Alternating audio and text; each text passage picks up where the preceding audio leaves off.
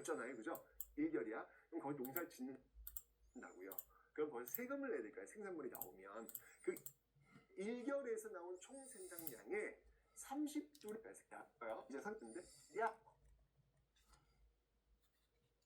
토지제도는 국가로부터 월급을 받는 규정. 조세제도는 백성이 국가에 세금을 내는 규정.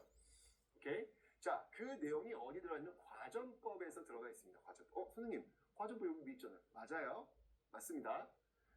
이 과전법은 큰 개념이에요. 그러니까 이 과전법 안에는 토지제도에 대한 내용도 들어가 있고, 그리고 조세제도에 대한 내용도 들어가 있고, 같이 들어가 있는 거예요. 이 과전법을 시행했던 왕은 누구냐면, 아까 제가 설명드렸죠. 공영왕이라고 설명드렸습니다.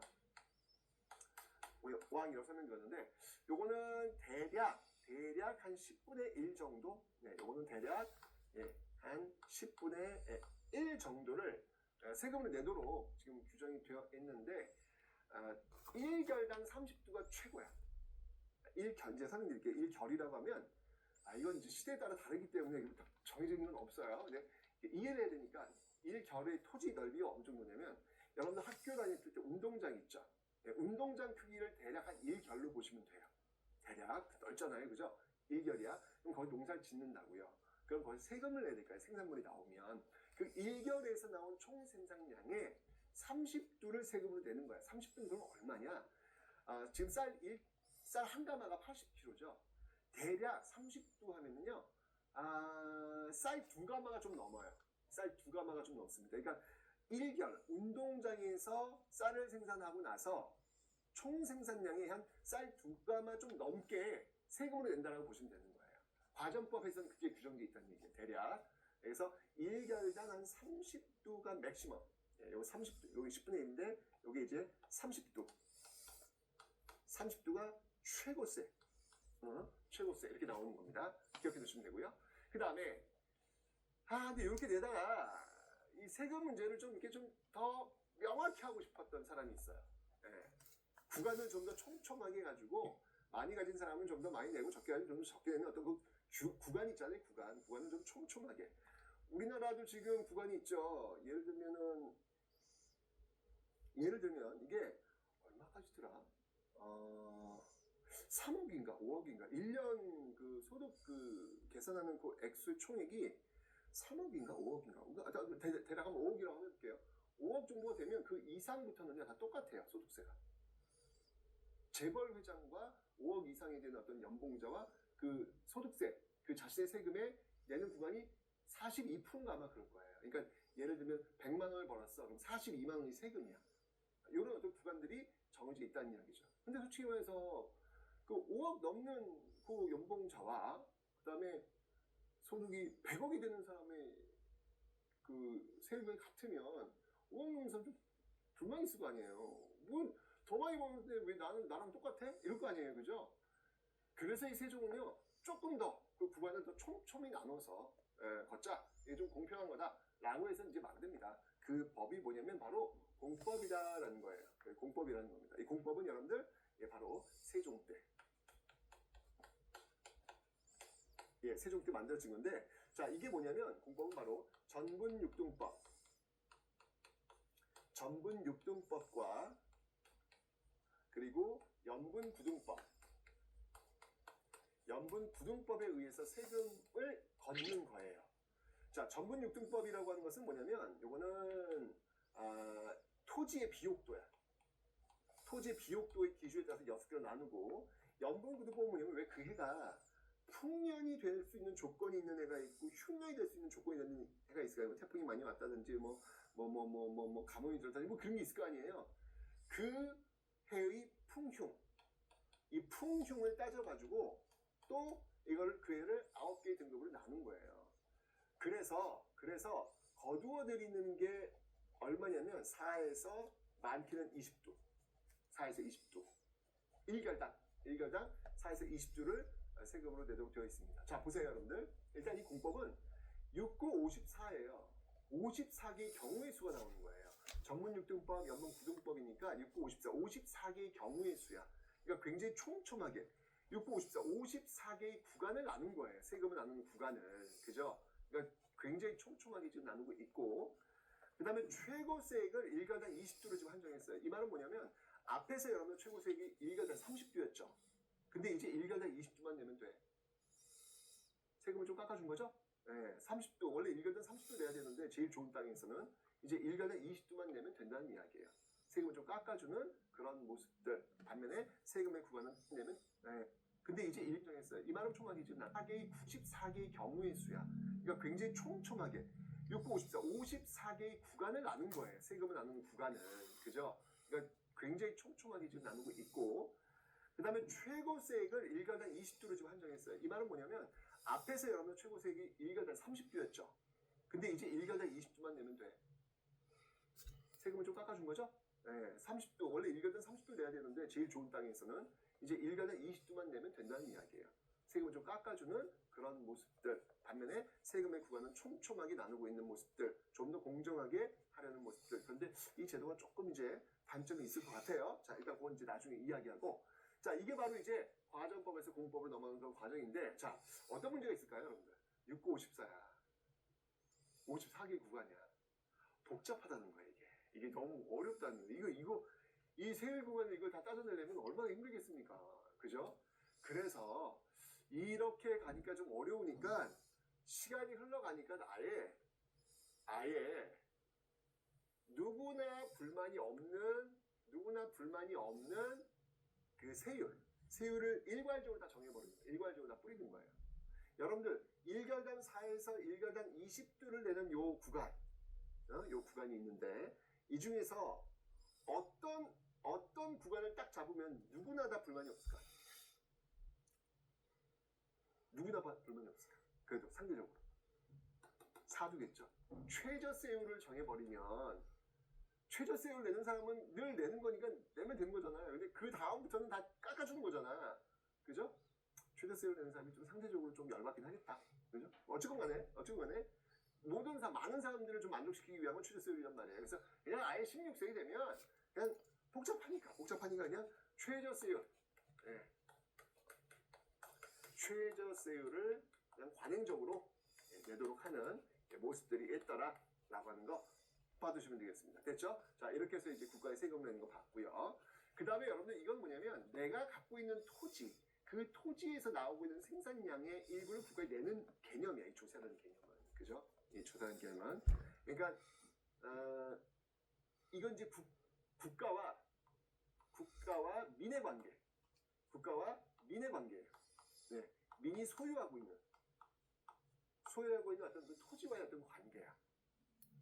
근데 누구나 다 토지를 갖고 있는 게 아니었어요. 오히려 토지를 갖고 있지 않는 사람이 더 많다고요. 그들을 우리는 뭐라고 하면 소작농이라고 해요. 소작농은 토지를 갖고 있는 사람한테 그 토지를 빌려가지고 대신 농사를 짓는 사람들을 소작농이라고 그래요. 대부분 이 조선의 신분제도니까 토지를 갖고 있는 사람은 양반들이야. 그 양반들의 토지를 받아서 농사 짓는 사람들, 일반적으로 상민들입니다. 상민들. 그죠? 예. 자, 그러면 지주로부터 토지를 빌려가지고 농사를 지었어. 그럼 지주한테 생산량의 일부를 내야 될 거 아니에요. 토지를 빌렸으니까. 그 토지 빌린 대금을 뭔가 지불해야 될 거 아니에요. 그걸 뭐라고 하냐면 그 지대라 그래요. 지대. 자, 여러분 조세와 지대는 차이가 있죠? 조세는 내가 생산한 양의 얼마를 세금으로 내느냐. 세금이에요, 세금. 반면에 지대는 내가 생산한 양의 얼마를 이 땅 주인에게 내느냐. 국가가 아니라 땅 주인에게 내느냐. 이때 이제 지대가 나오는 거야, 지대. 조세와 지대 구분하셨죠? 자, 이 지대는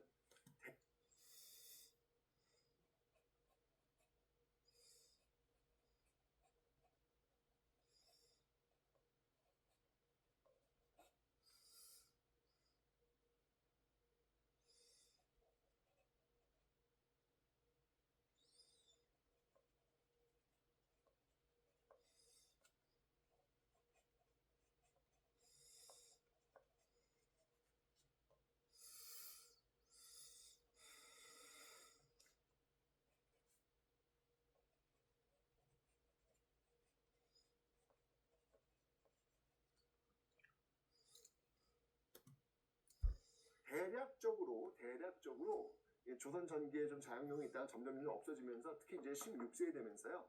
2분의 1세로 대부분 정해집니다. 2분의 1세. 와우, 엄청나죠, 여러분들? 100가마 생산했어. 그러면 몇 가마 세금 내는 거야? 지대로 내는 거야, 지주한테? 50가마, 50가마. 예. 이걸 뭐라고 하냐면 우리는 타조법이라고 해요, 타조법. 타작할 때, 그러니까 가을에 이 지대를 나누는 법. 타조법. 그래서 우리는 병작 반수제다. 병작 반수제다. 이렇게 이야기를 하고 있는 겁니다. 타조법, 병작, 반수 기억하시면 되겠습니다. 됐죠? 오케이. 자, 그 다음에 이제 세금 제도 중에서 이제 특산물을 내는 공납이라는 게 있어요. 네, 공납. 자, 이건 제가 설명을 드렸습니다. 특산물을 내는 것이 있다. 근데 이 특산물을 내는 그 기준은 어떻게 되냐면 집집마다 내요.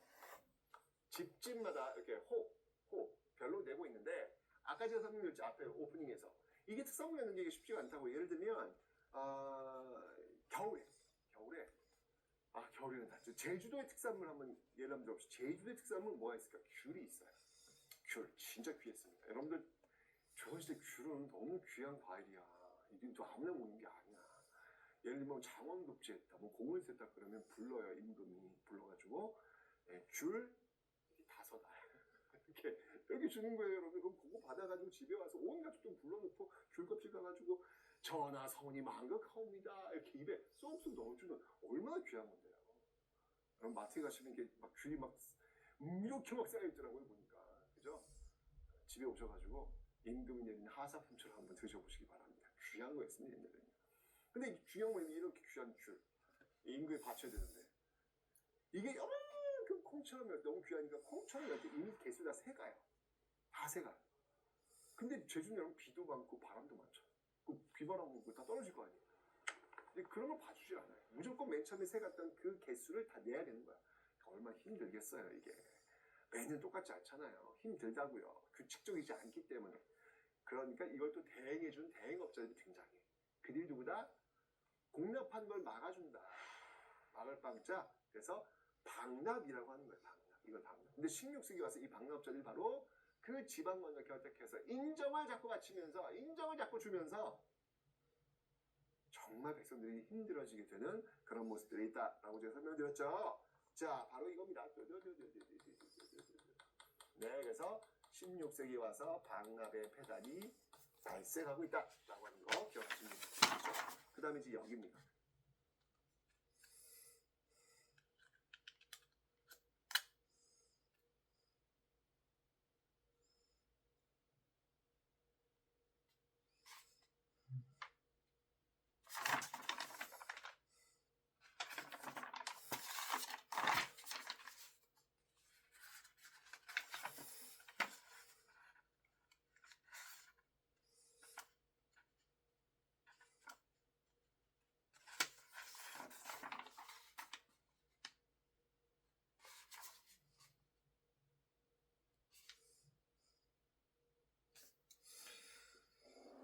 수 없는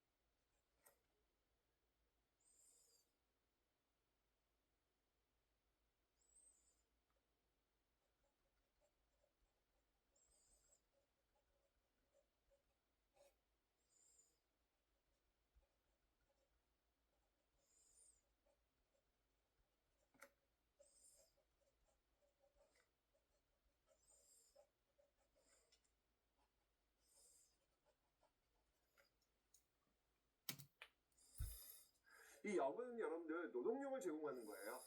역은 노동력을 제공하는 건데, 자, 어떤 게 있냐면 군역과 요역이 있습니다. 군역과 요역이 있는데, 여러분 1392년 조선이 건국되고 1592년 임진왜란이 일어날 때까지 몇 년이죠, 여러분들? 200년이에요. 200년 동안 큰 전쟁이 없어요. 큰 전쟁은 없어요. 그러니까 사람들이 군대를 가. 이거 의무병이니까 가야 돼. 갔는데 일만 시켜. 힘든 거야. 그래서 안 가. 그러니까 군역의 요역화 현상. 군역의 요역화 현상이 벌어지면서 사람들이 그냥 군역 안 갈 수 있는 방법이 있다고요. 포를 내면 돼요. 예. 포를 내고 옷감을 내고 빠지면 돼. 이 당시는. 지금은 안 갈 수 있는 방법이 없어요. 돈을 내도 안 된단 말이에요. 불법이란 말이에요. 근데 이 당시는 그게 합법이었어요. 합법. 돈을 내고 빠지는 거야. 이러면서 사람들이 아 힘들어. 너무 힘들어. 그래서 다른 사람한테 돈을 주고 너가 대신 갔다 와. 아하. 라고 하는 대립제. 이거 대신 세운다는 얘기예요. 대립이라든지 방자 뭐냐면 노을방자예요. 왜 이렇게 석한일 때 이렇게 방생한다 그러잖아요. 그 방자예요. 군대를 빼주는 거예요. 방군이. 포를 내면 빼주는 거예요. 이런 어떤 제도들이 있는데 이게 16세기 와서 문제가 발생하고 있더라는 얘기예요. 여기 지방관들이 결탁하면서 더 내놔, 더 줘, 막 이러면서 부정과 비리가 나타나는 모습. 이게 16세기에 지금 흔들거리는 그런 모습들 과정에서 딱 임진왜란이 터지는 거예요. 흔들거리는 상황에서 임진왜란이 터진 겁니다. 사실 어찌 본다면 16세기 이 모습 보면 임진왜란을 통해서 조선 왕조가 무너져도 괜찮았겠구나 라는 생각이. 왜냐면 여기는 200년이에요. 200년도 엄청 긴 거야. 여러분 제가 얘기했죠. 중국 그 많은 왕조 중에 300년 넘은 나라가 없어요. 예, 그런데 조선은 500년까지 가자. 너무 오래 했어. 한 200년 정도면 좀 이렇게 바꿔줄 필요도 사실은 있거든요. 근데 어쨌건 간에 그렇지 않았던 또 배경 이유가 있어요. 이 조선 지배층들이 굉장히 똑똑한 사람들입니다. 네, 그건 제가 나중에 설명을 좀 드릴게요. 어쨌든 16세기 이제 이런 모습들이 지금 보여지니까 못 살겠다, 갈아보자 라고 들고 일어난다고요.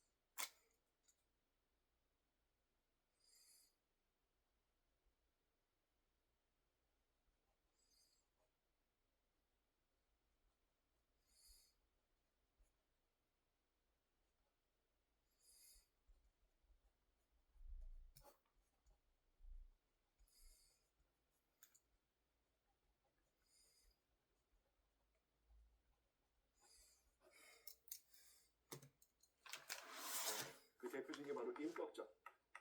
임꺽정의 날. 그리고 이제 명종 때. 역시 역시 명종 때 다뤄졌던 인법적인 한 이런 것들이 좀 발생하는 어떤 그런 부분들 직접 해줘야 되었던 어떤 그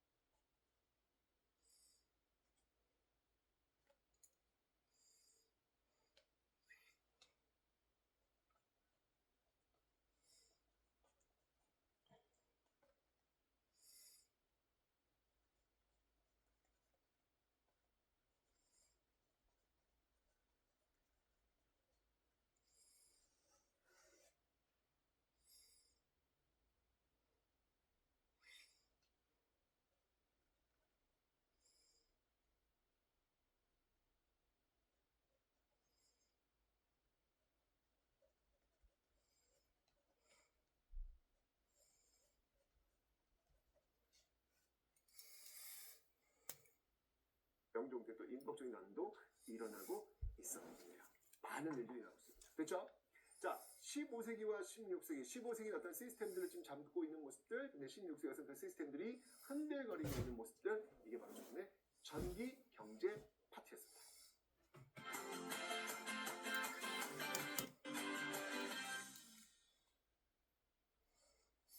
자, 이번 여러분 사회 파트를 한번 살펴보도록 할 텐데, 일단 조선 전기입니다.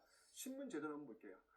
조선 전기 신분 제도가 지금 우리가 일반적으로 알고 있게 양반, 중인, 상민, 천민 이렇게 신분 제도로 구성이 되어 있는데, 원래는 경국대전에 의하면 이 양반, 중인, 상민을 묶어가지고 우리는 이들을 양인이라고 불렀어요. 양인. 예. 요렇게 묶었던 요런 시스템이 이게 경국대전, 경국대전에 규정이 되어 있습니다. 경국대전에 법정이잖아요. 규정이 되어 있어요. 양인, 나인다는데 이 양인이 어떻게 되는 거냐면 일단 이 양인 같은 경우에는요, 과거에 응시가 가능해요. 과거 응시가 가능합니다. 원칙적으로 그렇다는 얘기예요. 요 양인들이 어디에 해당하냐면 바로 여기까지. 여기까지가 바로 양반, 중인, 상민을 묶어서 우리는 양인이라고 해요. 그래서 양인과 천민으로 나눈 이 시스템이 원래 경국대전에 규정되어 있는 조선 신분 제도예요. 그래서 그 양인들은 다 과거에 응시가 가능하다고요. 그럼 선생님, 상민, 일반적으로 농민들이 제일 많을 때 농민들도 과거 응시 가능한가요? 네, 가능해요. 가능한데 중요한 건 뭐냐면, 시험에 들어가지 못한다는 얘기죠. 왜? 여러분들 이 과거 시험이 무지하게 어렵다고 제가 말씀드렸잖아요. 그 어려운 시험을 공부하려면 정말 일하면 안 돼. 오로지 공부만 해야 돼. 농민들이 그럴 수 있냐고요. 일을 안 하면 굶어 죽는데. 결국 뭐냐면 공부할 수 있는 여유, 공부할 수 있는 그 힘이 없다는 이야기죠. 그래서 원칙적으로 과거 시험은 볼 수 있지만 실질적으로는 볼 수 없는 그런 모습들 있다라는 것을 기억하시면 되겠습니다. 됐죠? 자, 그러면 요거를 이제 한번 좀 하나씩 따박 보도록 하겠습니다. 양반. 원래 여러분 양반의 인구는요 전체 인구의 7%가 채 안 돼요. 예를 들면 여러분 반에 30명이 있다. 한번 가정해 볼게요. 그러면 30명 중에서 확률적으로 3, 7, 21, 2명. 2명 정도만 진짜 확률적으로 오리지널 양반 집안일 거고요. 나머지는 다 이 상놈 집안. 다 상민들. 그 집안의 가능성이 높습니다. 원래 양반이 그랬으니까. 그러다 이제 조선 후기 배울 거예요. 오면서 이제 난리가 나는 겁니다. 그건 제가 나중에 설명드릴게요. 자, 양반 말 그대로 이건 뭐냐면 양반이라 하면 문반과 무반을 합치고 있는 양쪽에 있는 반이다라고 해서 이제 문무양반이라고 이야기하는 겁니다. 자, 그다음 이제 중인을 볼게요. 이 중인은요 하급 관리, 하급 관리, 기술직 있는 인물들, 그리고 서얼들. 이 서얼들은 뭐냐면 양반 첩의 자식이에요. 양반 첩의 자식. 그러니까 서자와 얼자를 합쳐서 서얼이라고 하는데, 서자는 양민첩의 자식, 얼자는 천민첩의 자식. 그래서 합쳐서 서얼이라고 하는 거예요. 왜 여러분들 그 소설 홍길동전에 보면 아버지를 아버지라 부르지 못하고 형을 형이라 부르지 못하는 제 신세가 너무 한탄합니다. 뭐 이렇게 얘기하잖아요. 홍길동은 서울 출신이에요. 첩의 자식이란 말이에요. 그래서 아버지를 아버지라 부르지 못하는 거죠. 네? 그런 모습들, 이게 지금 중인 서울이 또 여기에 해당되고 있다라는 거 기억해 놓으시면 되겠습니다. 됐죠? 자, 그 다음에 이제 상민입니다. 예, 상민인데, 상민은 뭐 일반적으로 농민이 제일 많겠죠. 농민이 제일 많겠죠. 그런데 여기에 상민에 또 해당하는 사람들이 있어요.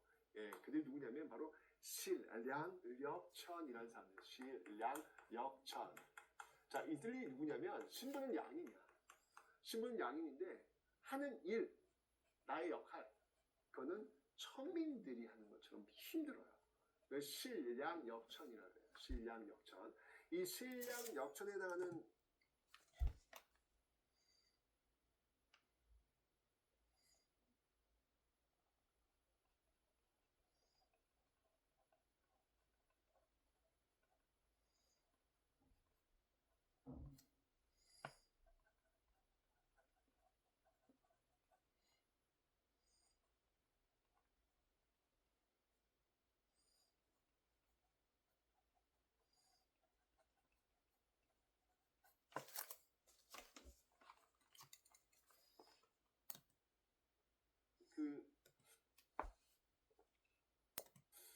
여기 있다면 뭐가 있냐면, 예를 들면 이게 봉수, 왜 횃불, 국가의 어떤 중요한 일이 있을 때 횃불 이렇게 신어보내는 사람들 있잖아요. 진짜 힘들어요. 왜냐면 어떤 소식이 전달돼야 되는데 제때 전달되지 못하면 어마어마하게 권장받고 심지어 죽기까지 해요. 그러니까 늘 긴장하고 있어야 돼. 언제 죽을지 몰라. 이거 얼마나 무서워. 이거 엄청난 스트레스 아니야? 내가 볼 때 이 봉수 담당하는 사람들은 감정 노동자들 같아. 늘 긴장하고 늘 스트레스 받고 있어. 그 다음에 노동자들 같아. 스트레스 아니야? 긴장하고 있어. 제때 전달되지 못하면 그런 일이 있을 때 횃불 이렇게 신어보내는 사람들 있잖아요. 진짜 힘들어요. 왜냐면 어떤 소식이 전달돼야 되는데 제때 전달되지 못하면 어마어마하게 권장받고 심지어 죽기까지 해요. 그러니까 늘 긴장하고 있어야 돼. 언제 죽을지 몰라. 이거 얼마나 무서워. 이거 엄청난 스트레스 아니야? 내가 볼 때 이 봉수 담당하는 사람들은 감정 노동자들 같아. 늘 긴장하고 늘 스트레스 받고 있어요. 그 다음에 수군. 이 노 젓는 거. 엄청 힘듭니다. 이게 진짜 상상을 줘요. 상상을. 그런 역할들 하는 사람들을 분명히 양민이야. 상민이지만 하는 일이 너무 힘들어. 그래서 신량역천이라고 이제 부르고 있다라는 거 기억해 놓으시면 되겠습니다. 됐죠? 자, 그 다음에 여러분들 노빈, 이 천민입니다. 천민은 뭐 제일 많은 사람들은 바로 노비예요, 노비. 네, 노비가 제일 많고, 여기서 이제 기억해야 될 게 뭐냐면, 바로 조선시대 백정이 바로 이 천민에 해당한다. 자, 고려시대 백정은 여러분들 신문이 뭐라고 했죠? 고려시대 백정은 일반 양민이다라고 설명드렸잖아요. 그죠? 하지만 조선의 백정은 천민입니다. 그 차이, 진짜 여러분 소 잡고 돼지 잡고 뭐 그런 어떤 그 업에 종사하는 사람들, 그들을 우리는 백정이다라고 이야기하는 거 기억해 놓으시면 되겠습니다. 됐죠? 자, 이렇게 해서 조선시대 대략 양반 중인 상민 천민을 했습니다. 됐죠? 하는 사람들, 그들을 우리 진짜 여러분 소이다라고 설명드렸잖아요. 그죠? 하지만 조선의 백정은 천민입니다. 그 차이, 진짜 여러분 소 잡고 돼지 잡고 뭐 그런 어떤 그 업에 종사하는 사람들, 그들을 우리는 백정이다라고 이야기하는 거 기억해 놓으시면 되겠습니다. 됐죠? 자, 이렇게 해서 조선시대 대략 양반 중인 상민 천민으로 이어지는 요걸 이제 우리는 반상제다라고 그래요. 반상제. 이렇게 해서 이런 시스템 우리는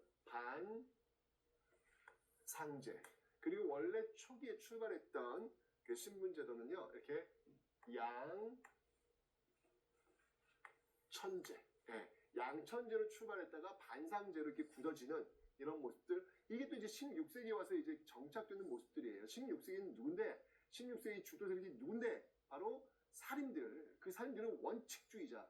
성리학을 이 사회에 뿌리 내리려는 사람들. 바로 양반 중인 상민 천민인데, 우리가 진짜 여러분 소 잡고 돼지 잡고 뭐 그런 어떤 그 업에 종사하는 사람들, 그들을 우리는 백정이다라고 이야기하는 거 기억해 놓으시면 되겠습니다. 됐죠? 자, 이렇게 해서 조선시대 대략 양반 중인 상민 천민으로 이어지는 요걸 이제 우리는 반상제다라고 그래요. 반상제. 이렇게 해서 이런 시스템 우리는 반상제. 그리고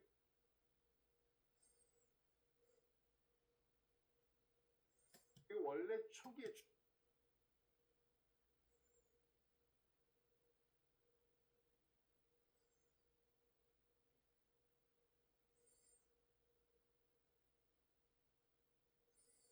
출발했던 그 신분제도는요, 이렇게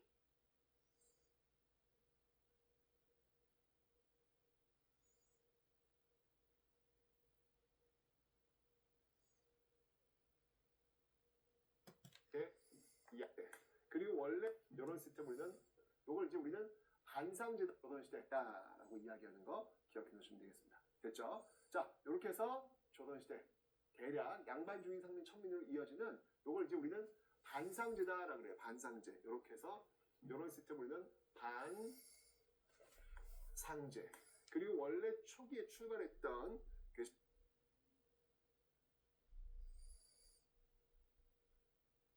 말한대 씨발.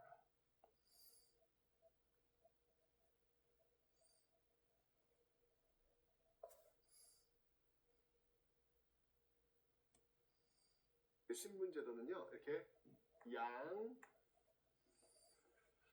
양천제, 예, 양천제로 출발했다가 반상제로 이렇게 굳어지는